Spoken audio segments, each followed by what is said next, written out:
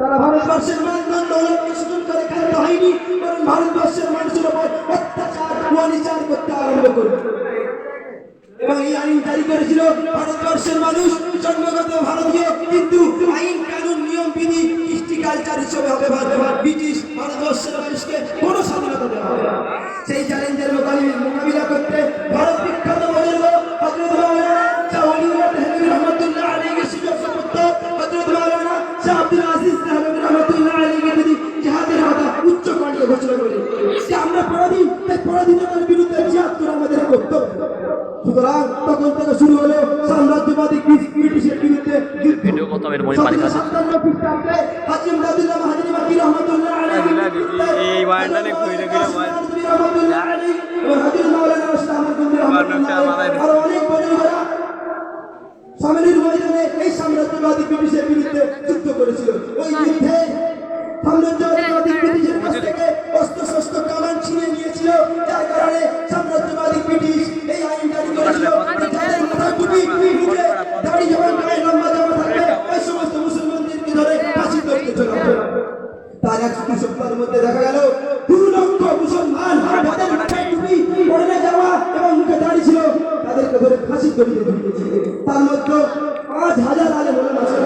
বন্ধুগণ, শুধু তাই নয়, 1864 থেকে 67 খ্রিস্টাব্দ পর্যন্ত 14,000 আলেম ওলামা এই দেশের মাটিতে বুকের তাজা রক্ত ঢেলে লালে লাল করে এই নিজের জীবনকে বিসর্জন দিয়েছিলেন। বন্ধুগণ, বড় দুঃখ পরিতাপের বিষয় এই যে এই ভারতবর্ষকে স্বাধীন করার জন্য নিজের জানকে বিসর্জন দিয়ে গিয়েছিলেন, নিজের বিবিদেরকে বিবাহ করেছিলেন, সন্তানদেরকে এতিম বানিয়েছিলেন।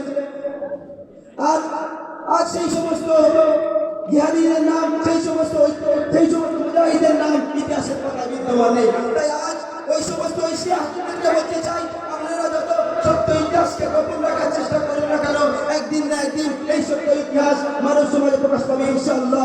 তাই কবির কলম বলে, রক্তে রাঙা ভারতবর্ষ আমাদের এই ভারতের রক্তে দিয়ে বলেছি ভারতের স্বাধীনতারে। ইতিহাসের পাতায় আমরা পেলাম না কোনো ঠাঁই, যারা হলেন মুজাহিদ তাদের কোনো গন্ধ নাই। যাহা খুশি তাহা করি, হাতে আছে কলম, তাই হাতে কলম পেরে বুঝিয়ে দেবো সত্য ইতিহাস কারিগর।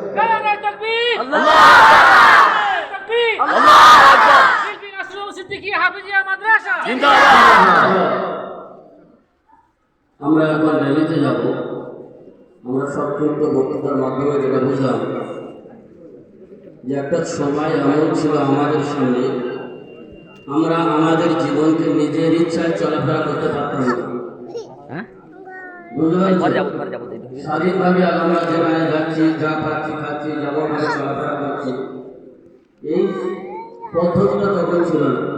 তবে বর্তমান যে পরিস্থিতি, আমাদের চলা ফেরা আচার আচরণের প্রতি নীতি অবলম্বন